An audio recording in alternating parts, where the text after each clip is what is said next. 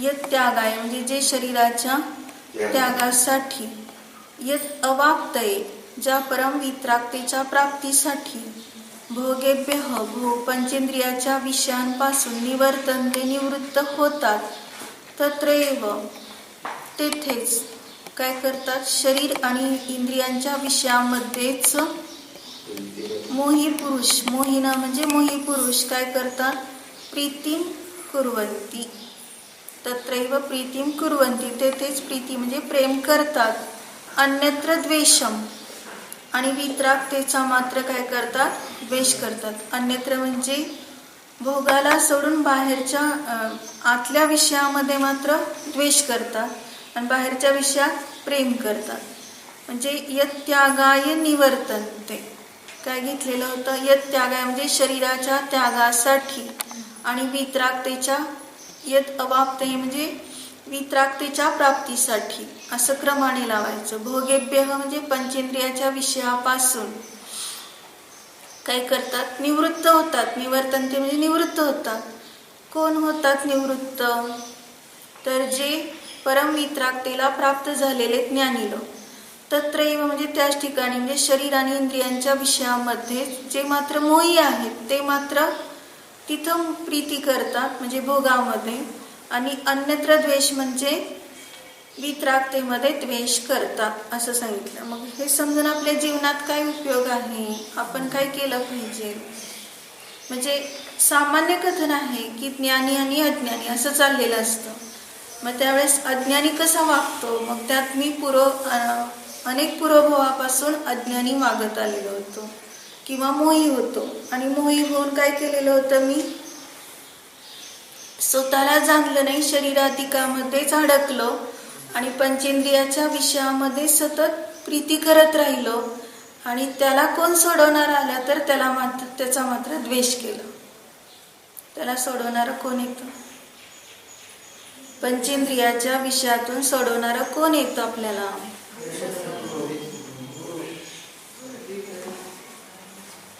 जे कोणी ह्याच्यातनं बाहेर पडलेले आहेत विषयातून आणि त्यांना इतका बहुमान आलेला असतो आपल्या स्वरूपाचा, तर ते सहज आपल्याला जे भेटतील ते संयोगात येतील, त्यांना सगळ्यांना हे सहज सांगतात की तुम्ही सुद्धा खरा आनंद भोगा.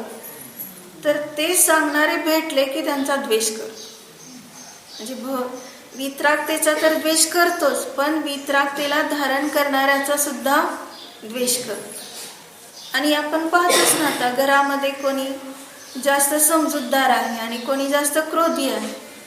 मग त्या क्रोधीला जर आपण समजायला सांगायला गेलं तर काय म्हणतात, हा बस झालं तुझं शहाणपण, तुझं तुझ्याजवळ ठेव, आम्हाला माहिती कसं असतं ते, मग तुला सुद्धा प्रसंग आल्यावर कळेल वगैरे असं परत तोच त्याला काय करत असतो, सांगत असतो. म्हणून या ठिकाणी काय आहे की असे एका संयोगात एकत्र का आले की जे अतिशय विरोधी आहेत एकमेकांच्या, त्यालाही कारण काय आहे.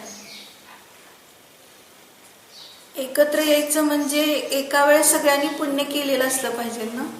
आणि तरी सुद्धा मग एका घरात कोणी पुण्यवान येतं कोणी पापी येतं, ह्याचं कारण काय आहे. भावदर्पण मध्ये सांगितले की नाही की पूर्वभवामध्ये पंचकल्याणी किंवा यात्रेला वगैरे सगळे मिळून एकत्र जेवढे लोक गेलेले होते. आता सुद्धा कशी पद्धत आहे, गाड्या भरून जातात. मग ते गाड्या भरून एकाच कुटुंबातले नसतात, कोण कोण असतं त्यात,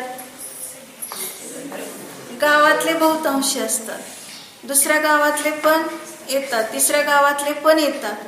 मग असे सगळे मिळून एकत्र आले ना एका गाडीत यात्रेला निघाले. मग त्यावेळेस आता सगळ्यांचं मिळून काय होणार, साधर्मी सगळे झाले, सगळे मिळून पूजा करणार, सगळे मिळून विधान करणार, सगळे मिळून स्वाध्याय करणार, दर्शन वंदना, मग हे सगळं मिळून चाललंय. पण सगळ्यांचं मिळून एक समान पुण्य होते का, सगळ्यांचं मिळून एक समान पुण्य होत नाही तरी सुद्धा. कारण का तर प्रत्येकाचे विचार जसे असतील त्याप्रमाणे त्यांचं शुभ अशुभ किंवा शुद्ध चाललेलं आहे. आणि तशा पद्धतीने आता जरी समजा सगळे मिळून एकत्र गेले, मग तेव्हा आपण बाहेरच्या व्यवहारात काय करतो,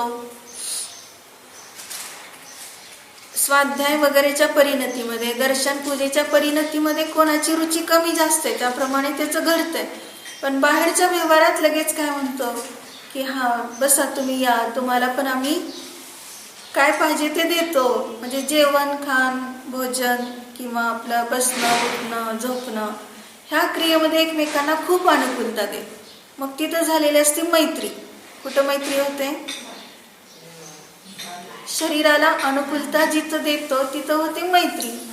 त्यामुळे मग ते एक सगळे अखंड गाडी काय असते, कुठंतरी अशा खोल्या खोल्या घेऊन उतरतात. मग आणखीन त्या खोल्या खोल्यामध्ये सुद्धा त्यांचा ग्रुप होतो. मग त्यावेळेस त्या खोल्या खोल्यातले आले एका कुटुंबामध्ये. कसे झाले? एका कुटुंबामध्ये येऊन आता ते साधर्मी नाही, आता नातेवाईकच झाले की आई वडील मुलगा मुलगी काय असेल ते बहीण भाऊ वगैरे असे सगळे नातं बनले. पण तिथं सगळे समान विचाराचे नाही. एका कुटुंबात आले पण सगळे एका विचाराचे नाही. कुठला तरी एक कशा जुळल्यान एकत्र आले त्यांनी तशा उदेक भाव केले. हा माझा मुलगा, हे माझे आई वडील वगैरे ह्या पद्धतीने तिथं आले. परंतु पुढं काय घटना घडली? पुढं मात्र एकमेकांचं जुळेल. एकाला वाटतं रुची जास्त धर्माची, एकाला वाटतं नकोच. मग तो काय म्हणतो, हा तुमचं लेच असतं जास्तच असतं, इतकं कुठं पाळायचं असतं का? दुसरा काय म्हणतो, तू पण पाळ, मी पाळतोय तू पण पाळ. तो त्याला ओढतो आणि हा ह्याला ओढतो. तो वर चारित्र्यात ओढतो आणि हा अचारित्र्यात ओढतो. असं ते एका कुटुंबातच चाललेलं असतं. परत मग एकाला वाटतं की खूप उंच चढावं, एकाला वाटतं नको, घाबरतो तो. मग ते सगळे आपल्या आपल्या औदैक भावाचं फळ असतं. म्हणून काय सांगितलं की अज्ञानी काय करतो, त्यामध्येच प्रीती करतो पंचेंद्रियाच्या विषयात. ज्ञानी काय करतो, त्याच्यापासून निवृत्त होतो. म्हणजे असे दोन टोक असतात. कारण का तर त्याला रुची वाटतच नाही. म्हणून काय करतात, एक कुटुंब त्याचं विभाजन झालं की आपल्याला ज्या नको असलेल्या वस्तू दुसऱ्याला देऊन टाकतात, म्हणजे भावाला देऊन टाकतात. वाटणीमध्ये नको असलेल्या वस्तू म्हणजे भोगाच्या वस्तूत त्याला रुची नाहीये, घेऊन टाक तुला. मग त्यावेळेस काय म्हणतात बघा, हा किती उदार आहे, ह्याने आपल्यासाठी काहीच ठेवलं नाही, सगळं मला देऊन टाकलं. तर त्यावेळेस आपल्याला तसं वाटतं, पण त्याला त्यात रुची नसते. भोगाच्या विषयात रुची नाही, त्याची धर्माच्या विषयात रुची. त्यामुळे आपोआपच त्याच्याकडनं घडलं, त्याला ते कष्टदायक वाटलं नाही. आणि ते जर सगळ्यांची रुची भोगाची असेल, सर्व भावांची, तर तिथं मग हमरी तुमरी चाललेली असते. मग ते एक उदाहरण खूप सुंदर आहे की 3 मुलं असतात आणि त्यांच्या वडिलांनी मृत्यूपत्र लिहून ठेवलेलं असतं आणि त्यांची काही इस्टेट असेल ती अशी तिघांना कशी द्यायची वगैरे हे त्यात लिहिलेलं असतं. मग त्यात त्यांना 17 घोडे असतात आणि त्या 17 घोड्यांना तिघांना द्यायचं असतं. मग तिघांची वाटणी कशी केलेली असते, मोठ्या मुलाला 17 घोड्यापैकी निम्मे घोडे द्यायचे असं त्यात लिहिलेलं असतं. आणि दुसऱ्या मुलाला राहिलेल्या निम्म्या घोड्यामधले 2/3 घोडे द्यायचे आणि तिसऱ्या मुलाला त्यातल्या राहिलेल्याला 2/3 घोडे द्यायचे. आता मग त्या तिघांचं काही डोकं चालं ना, म्हटले वडिलांचं तर खूप प्रेम होतं घोड्यांवर. मग 17 घोड्याचे निम्मे करायचे म्हणजे 8.5 घोडे होणार. मग काय एका घोड्याला मारायचं का, आणि परत 2/3 करताना सुद्धा अजून एक घोड्याला मारावं लागणार. मग असे काही घोडे मारण्याची काही कला वडिलांनी सांगितली नसणार, कारण त्यांना घोडे प्रिय होते. म्हणून त्या मुलांनी काही तसं केलं नाही, पण त्यांचं डोकं काही चालं ना, कशी वाटणी करायची. एक जास्त पण द्यायचा नाही, कमी पण व्हायला नको, नाही तर भांडण होतात. मग शेवटी त्यांनी खूप जणांना विचारलं पण कोणाला काही कळेना. शेवटी त्यांच्या लक्षात आलं की आपल्या वडिलांचे मित्र आहेत, ते सारखे जाळे करत होते आपल्याकडे. मग त्यांना कदाचित ह्याचं कोडस उलगडेल म्हणून ते तिकडे गेले. मग ते गालातल्या गालात हसले, म्हटले मी चांगली तुमची वाटणी करतो, तुम्ही काही चिंता करू नका. ते मृत्यूपत्र वाचल्यानंतर मग सगळेजण आता पंचायतीमध्ये सगळ्यांच्या समोर वाटणी होणार आहे. त्यांनी 17 घोडे आणून उभा केले आणि तो मित्र घोड्यावर बसून आला आणि त्याने आपला घोडा तिच्या 17 घोड्याबरोबर 18 घोडा लावला. म्हटले 18 घोडा केल्यावर तर होईलच की वाटणी बरोबर. पण म्हटले की असं कसं काय, आम्हाला दुसऱ्याचं नाही पाहिजे ना, आमच्या वडिलांनी आमची जी इस्टेट ठेवली तेच फक्त त्यातच वाटणी करायची. ते म्हटले तुम्ही गप्प बसा, माझा घोडा मी परत घेणार आहे, म्हटले तुम्हाला बरोबर वाटणी करून देतो. मग आता त्यांनी 18 घोड्यामध्ये काय केलं, 9 घोडे दिले निम्मे, म्हणजे 9 घोडे कुणाला दिले, मोठ्या मुलाला दिले. आता राहिले किती, 9 घोडे, त्याची 2/3 करायची म्हणजे 6 घोडे येणार दुसऱ्या मुलाला. आता राहिले किती, 3 राहिले. हा, मग त्याची 2/3 करायचे म्हणजे 2 घोडे येणार धाकट्या मुलाला. आणि हा राहिलेला माझाच घोडा की म्हटला, मी घेऊन जाणार म्हटलं. झाली बरोबर वाटणी. इतके सगळ्यांना आनंद झाला, सगळे लोक पाहायला आलेले होते. व्यवस्थित वाटणी पण झाली, कुठं कोणाला त्रास नाही, हिंसा नाही, काही नाही. आणि ती मुलं म्हणायला लागली तुम्हाला कसं काय हा हिशोब आला, तुम्हाला कसं काय हे कळलं. तर म्हटले ही सुद्धा एक कला आहे. मग ती कला आपल्या म्हणजे ती गणितामध्ये ती कला लढवली. आता ती कला कुठे लढवायची, खरी वाटणी म्हणजे बाहेरून आपल्याला काय वाटतंय, 17 घोड्यांची वाटणी तिघामध्ये करायची. आता तिथं सगळे दंदफंद आहेत, पण आत आपले वैभव किती अनंत गुणाचं, काही सुद्धा आहे का तिथं दंदफंद, हे कुणाला काही द्यायचं नाही, कुणाचं काही घ्यायचं नाही. एवढं अनंत गुणांचं वैभव आपलं सतत असताना देखील आपण रुची कुठं ठेवतोय, बाहेरच्या विषयात ठेवतो आणि म्हणतो कसं होणार आता, मग हे नाही मिळालं तर कसं काय, म्हणजे चिंता कशाची करतोय, परद्रव्याची. आणि परद्रव्याची चिंता करून फायदा तर काय आहे का, घेऊन जातो का काय, त्यातलं घेऊन तर काहीच जात. त्यापेक्षा आत्ताच तू निश्चिंत होणं, तुझं काहीच नाहीये त्याच्यामध्ये, जे आहे ते आपल्यामध्ये. कोणता श्लोक आला इथं, ज्यामध्ये तुझं काही नाही अशा प्रकारचे हे विषय भोग आहेत, असं सांगणारा कोणता श्लोक सांगितला होता, ज्यात तुझं आत्मकल्याण नाही. हा, क्षित शब्द वापरला रे,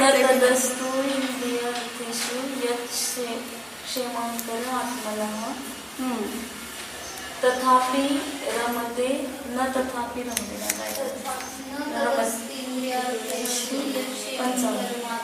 तथापि रमते बालस्तत्रैव अज्ञान भावना.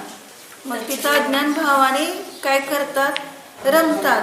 कोण, अज्ञानी. मग आता आपल्याला श्लोक नंबर पण सांगता आला पाहिजे, इतका आपण धारणा करायची चांगली. न तदस्ति इंद्रिय. आता हे श्लोक भाव कळला की आपल्याला श्लोक येतोय सांगायला. आता त्याचा नंबर पण सांगायचा. न तदस्ति इंद्रियार्थेषु यच्चैवं कर्मात्मनः तथापि रमते बालस्तत्रैव ज्ञानभावना. मग त्या काय सांगितलं, इंद्रिय अर्थेषु, इंद्रियांच्या विषयामध्ये असे काहीच नाही. क्षेमंकर म्हणजे तुझं हितकर असं काही नाही, कल्याणच असं काही नाही, तरी सुद्धा काय कल्याण होईल असं काही नाही, तरी सुद्धा तो बाल म्हणजे अज्ञानी जीव अज्ञानाच्या संस्काराने, अज्ञान भावनात म्हणजे अज्ञानाच्या संस्काराने तेथे रमतो. तथापि शब्दाने त्याला बाधा दिली, तरी सुद्धा कोणाकडे घ्यायचं, आपल्याकडे. एवढं सगळं समजलंय तरी सुद्धा मी पळत घरीच जातो. मोबाईलचं आपल्याला एवढं सगळं आता समजलंय तरी सुद्धा मोबाईल अजून सुटत नाही, 1 दिवसासाठी सुद्धा सुटत नाही. आणि उलट अजून काय करतोय, दुकानात विकायला काढतो, म्हणजे सगळ्या लोकांचं अनायतन होतं. म्हणजे आपण साक्षात असं त्यांना धरून मारत नाही, पण मारल्याचं सगळं फळ मिळतंय की नाही. ऐका का, अजून डोकं ह्यातच घातलंय. तर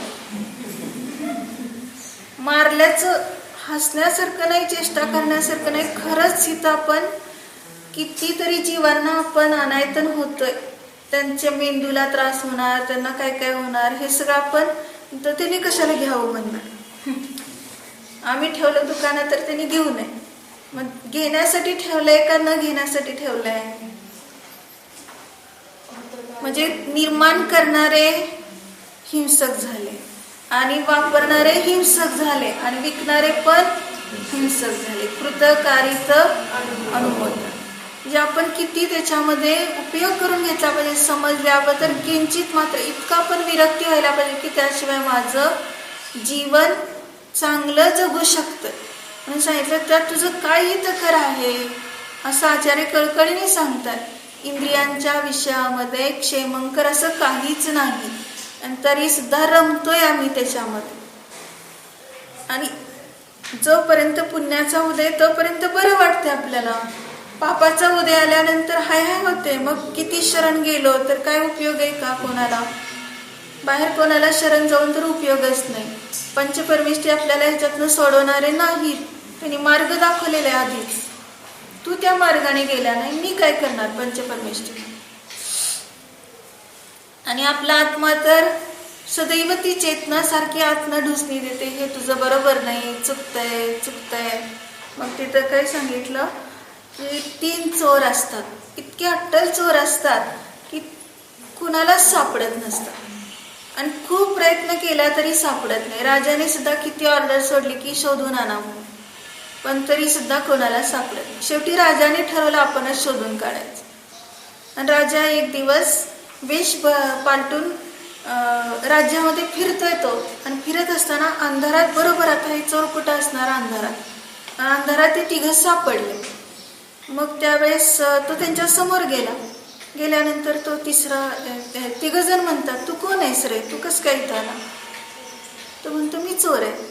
बरं झालं आमच्या 3 तू सापडलास, म्हणजे नवीन चोर सापडला. पण ते 3 म्हणतात तो राजा काय म्हणतो, म्हणजे चोर नसतो पण तो म्हणतो की तुमच्या 3 प्रसिद्धी ऐकून आम्ही तुम्हाला भेटायला आलो.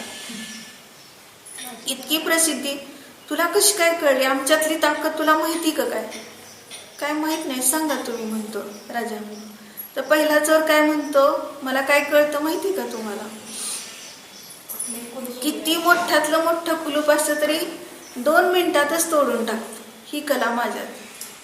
दुसरा चोर म्हणतो की कुठं द्रव्य आहे, काय आहे ते जमिनीला स्पर्श केलं की मला कळतं, संपत्ती कुठं आहे ठेवलेली. आणि तिसरा चोर काय म्हणतो, कसला पण कोणी वेश पालटू दे तो मला ओळखू येतो. आणि मग आता 3 सांगितल्यावर तो म्हणतो तुला काय, तुझ्यात काय आहे कला ती सांग की राजाला. ते 3 म्हणतात. तर त्याला आता थोडंसं वाटायला लागलं. त्याने काय असं मनात योजना केली नाही, एकदम थोडंसं विचारायला काय सांगावं ह्यांना आपल्यातली कला. तो म्हणतो असं आहे माझ्यात की करंगळी खाली केली की त्याला फाशी दिली जाते किंवा त्याला मृत्यू लोकाला पाठवलं जातं. आणि बोट वर केलं की मृत्यूच्या तावडीत सापडलेला सुद्धा वाचवता येत. ह्या 2 कला आहेत माझ्याजवळ असं सांगितलं. ठीक आहे म्हटलं. खूप सगळे खुश झाले, आपल्याला हा 4था चोर चांगला कलावंत भेटला. 4घे मिळून आता चोरी करायला निघाले. मग त्यावेळेस ते 3 त्याला विचारतात नवीन चोराला की कुठं जायचं आज चोरी करायला? तो म्हणतो आज आपण राजवाड्यातच जाऊ. नाही तर राजाचंच होत आहे ना महाल. तो बरोबर त्याला, म्हणजे आजपर्यंत पकडले जात नव्हते, ते बरोबर करायचे त्याला ते. मग ते सगळे मिळून गेले राजवाड्यात. गेल्यानंतर तिथलं ते एक मोठं कुलूप असलेलं खजिना असतो तो तोडत असतो. आणि 3 पण आपल्या आपल्या नादात असतात, काय कुठं काय बघायचं. तोपर्यंत हा 4था म्हणजे राजा कुठनं ह्यांना न कळता बेपत्ता होतो, कळतच नाही. आणि राजाने तोपर्यंत खूप सैनिक पाठवलेले असतात त्यांना पकडायला. आणि ते बरोबर पकडले गेले हे चोरी करत असताना 3 पण. मग त्यांना दरबारात आणल्यानंतर हा सिंहासनावर बसलेला असतो राजा. आणि ते 3 म्हणतात हा आमच्या बरोबर होता रात्री चोरी करायला, जो सिंहासनावर बसला तो, इथं कसं काय? मग त्यावेळेस त्यांनी लगेच आपलं करंगळी खाली केली की काय होतं सांगितले, हा 3 फाशीची शिक्षा म्हटली. मग 3 तिथं नेलेलं असतं बेड्या घालून. मग शेवटी त्या सैनिकांनी विचारलेलं असतं अखेरची इच्छा काय आहे? तर सांगितलं की राजाशी बोलायचं. मग ते राजा तिथंच आला तो त्यांच्याशी भेटायला. तो म्हटलं आम्ही 3 आमच्या कला दाखवल्या तुम्हाला, तुम्ही फक्त तुमच्यातली एकच कला दाखवली, करंगळी खाली केली, पण दुसरी कला दाखवली नाही. ती जर दाखवली तर आम्हाला खूप आनंद होईल म्हणून सांगितलं. मग लगेच राजाने पण काय केलं, बोट वर केलं आणि तिघे पण सुटले. कारण का तर आता यमाच्या तावडी सापडलेले सुद्धा वाचतात हे सांगितलेलं असतं ही कला. मग त्या तिघांना पण खूप म्हणजे इतका आनंद झाला. तिघे पण त्यांची पण शिक्षा वाचली आणि ह्या तिघांनी चोरी पण सोडून दिली आणि राजाच्या दरबारातच काम करू लागले. म्हणजे ह्याच्यातनं सांगायचं तात्पर्य काय आहे, चोर सापडत नाही म्हणून ही कला वापरली. मग चोर सापडत नाही म्हणजे जे आपण विभाव करतो ते मूर्तिक आहे की अमूर्तिक आहे. जे जे असंख्यात लोक प्रमाण विभाव करतो ते मूर्तिक आहे की अमूर्तिक आहे. मूर्तिक आहे. मूर्तिक म्हणजे पकडीत येणारे, सर्व विभाव पकडीत येणारे. ते चोरी करतात, चोर आहेत आणि ते सापडत नाही असं वाटतं, पण त्यांचा हा प्रमेत्व गुणाने कोणाच्या तरी ज्ञानाचा विषय होतोच. असं नाही की ते कधी पकडीत येणार. ह्याच्यातनं आपण बोध काय घ्यायचा आहे मग, की जे आपलं अग्राह्य स्वरूप आहे. ह्यात कुठला शब्द, ह्यात कोणता श्लोक आहे, अग्राह्य स्वरूप आहे. गृहीतम नापि मुंचति जानाति सर्वथा सर्वं तत्स्वसंविद्यमस्मि. पण आकडा नाही सांगितलं.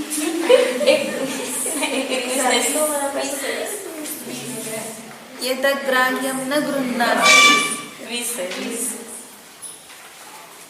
हा, मग 20वा श्लोक सांगितला की नाही.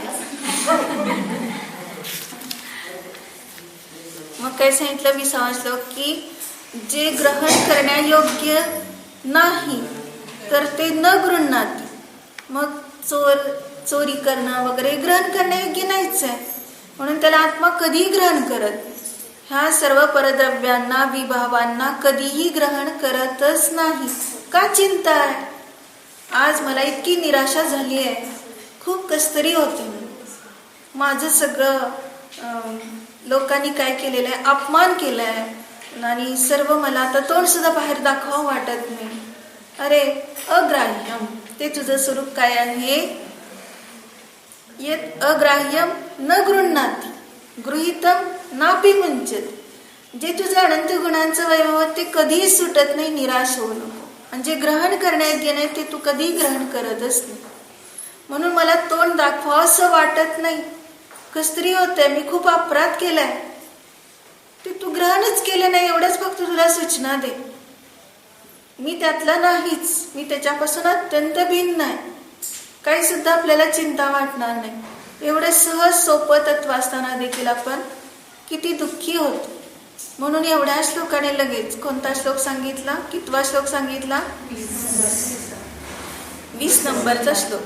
मग ते 20 नंबरच्या श्लोक मध्ये काय येणार, पहिल्यांदा तर यत हा शब्द आला आणि 20 मधला वी येणार. मग विय करायचं. विय म्हणजे काय करायचं, विय म्हणजे बीज. मग कशाचं बीज आहे, आत्मतत्वाचं. ह्याच्यातनं नंबर लक्षात ठेवायचा. आत्मतत्वाचं बीज पेरलंय, की जे तुझं आहे तेच तू ग्रहण करतोय. ग्रहण केलेलं सोडतच नाही, जे तुझं नाही ते ग्रहण करतच नाही. म्हणून हे खरं तत्वज्ञानाचं बीज आहे. म्हणून काय करायचं ह्याच्यामध्ये लक्षात. आता य कितीतरी सगळ्या ह्याच्यामध्ये येणार पहिल्यांदा, पण तरी सुद्धा जसं चाय आलं 40 नंबर मध्ये चाय आलं, मग ते सुद्धा बरोबर कसं लक्षात राहतंय. तर काय सांगितलं, चा म्हणजे 40 आणि य म्हणजे सुरुवात आहे. यत्र काय मुनी प्रेम तत प्रच्छाम्यदेहिना बुद्ध्यादुत्तमे काय योजयेत प्रेम नश्यति. अगदी कायम आपलं मरेपर्यंत लक्षात राहणार, फक्त कला वापरायची ती. आता आपण शाळेत कुठले वृत्त छंद वगैरे शिकलेला असतो, मग ते त्याचं बरोबर कुठलं काव्य आहे, त्याचा छंद हा आहे, हे कसं लक्षात ठेवायचं. फक्त पहिली सुरुवात लक्षात ठेवली की झालं, ते कायम लक्षात राहिलं. मग आता समजा आपल्याला शिकरीनी छंद पाहिजे, मग शिकरीनी छंदाचं कुठलं काव्य आहे तर काय सांगितलं, शाळेमधल्याच आता सगळं आपल्याला आठवतंय, मग त्यामुळे आपोआपच सगळं लक्षात राहतंय. पहिली सुरुवात त्याची वी नी आहे आणि पहिली सुरुवात छंदाची सिवी. एवढं लक्षात राहिलं, आता कधी कायम लक्षात राहिलं. विसावा तो घ्यावा गुरुचरणी सांगू तुझं किती. काय लक्षात ठेवा लागलं का जास्त, डोक्याला ताणच नाही. शिकरेणी छंद पण लक्षात राहिला आणि त्याचं काव्य पण लक्षात राहिलं. तसं आपल्याला इथं बुद्धी इतकी लढवायची आहे की मला फक्त आत्मतत्वच लक्षात राहतंय. आत्मज्ञानात परम कार्यम न बुद्धो धारयेत् चिरम कुर्यादर्थवशात् किंचित् वाक्कायाभ्याम तत्पर. म्हणजे वचन आणि शरीराने तत्पर व्हायचं नाही. कुठं कसं व्यवहार करावं लागतंय, या बसा म्हणावं लागतंय, पण लक्ष कुठं आहे, आत्म्यात. म्हणजे त्या वासराला दूध पाजण्यासाठी गाय सारखी धडपडत असते आणि तर दूध द्यावंच लागतंय की. पण तो गवळी जेव्हा दूध काढायला येतो त्यावेळेस तिचं चित्त सगळं कुठं असतंय, वासरालाच देण्यासाठी असतंय. पण तरी सुद्धा ती लोकाला देत असताना तिचं चित्त कुठे आहे, वासराकडे. तसं आपलं चित्त कुठे आहे. किती जरी आपण शरीराला खाऊ पिऊ घातलं, कुठं काय काय व्यवहार चाललाय, तरी वाक्कायाभ्याम अतत्पर. शरीर आणि वचनाने तत्पर न होता हा व्यवहार चाललाय, पण तू आत्मज्ञानात परम कार्यम न बुद्धो धारयेत् चिरम. चिरकालपर्यंत आत्मज्ञानाला सोडून बुद्धीमध्ये कुठलंही तू धारण करू नकोस. आत्मज्ञान एवढं तुला महत्वपूर्ण आहे की सतत निराकुल शांतीने जगण्यासाठी हेच तुला उपयोगी आहे.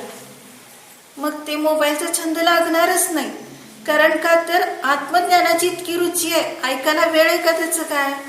त्यात हसन नावाचा एक विद्यार्थी आहे एका मॅडमचा, आणि तो इतका हुशार आहे. मग तिला सारखं असं वाटतं की त्यांनी शाळेत हजर व्हावं. तो नेमका कसं हुशार आहे, पण शाळेत वेळेवर बिलकुल हजर नसतो. अगदी कुठल्याही क्लासला नसत, बघावं तेव्हा तो गैरहजरच. मग शेवटी बोलवलं त्याला एक दिवस. मग त्यावेळेस बोलवल्यानंतर तो आपल्या दृष्टी टप्प्यात आलाय, हा गैरहजर सारखा का असतो. तो गोड काय बोलतो, बरं मी उद्यापासून वेळेवर येतो, एवढंच फक्त बोलतो. पण का येत नाही ह्याचं कारणच सांगायचं नाही. मग परत 8 दिवस तो दिसायचा वेळेवर, परत आपली पहिले पाडे 55. मग त्यांना इतका वैतागायचा की हा इतका हुशार असताना असं का वागतो. म्हणजे न वेळेवर हजर असताना सुद्धा तो सगळं व्यवस्थित लिहितो, मार्क पडतात, पण हा नसतो कुठं, असतो कुठं आणि इथं का नसतो ह्याचं त्यांना खूप उत्सुकता लागली. आई वडिलांना शेवटी बोलवलं. वडील म्हणतात तो हुशार आहे ना, मार्क चांगले पडतात ना, बस तेवढंच मी बघतो, ते काही सांगत नाही मुलाचं. आई तर रडून लगेच सांगते, काय सांगायचं हो, मी किती सांगते मुलाला, ऐकतच नाही. तो सारखी गाणीच ऐकत बसतो. सारखं त्याला इतका छंद लागलेला आहे की 6 वाजेपर्यंत झोपत नाही आणि रात्रभर असलंच काहीतरी करत बसतो. 6 वाजता झोपल्यावर तुमच्या क्लासला कसा येणार, असं ती आई जसंच्या तसं सांगते. मग त्याला खूप काय काय प्रयत्न करून पाहिले, पण त्याचा छंद काही बदलतच नाही. आणि त्याचा शेवटी विवाह सुद्धा झाला. विवाह झाल्यावर सुद्धा त्याचा छंद सुटला नाही. एवढंच काय, पण तो कुठंतरी एका म्हणजे आता वडील वैतागून म्हटले, शेवटी तुझं तू बघ आता काय करायचं ते, काहीच करत नाही, कशात लक्ष घालत नाही म्हटल्यावर मग त्यांनी कुठेतरी नोकरी करायला घेतली. तर तिथं पण वेळेवर हजर, तिथले पण लोक ओरडायला लागले, तिथं भांडणं झाली. आणि शेवटी त्या मॅडमने इतके संस्कार केलेले होते, त्या मॅडमला भेटायला तो गेला.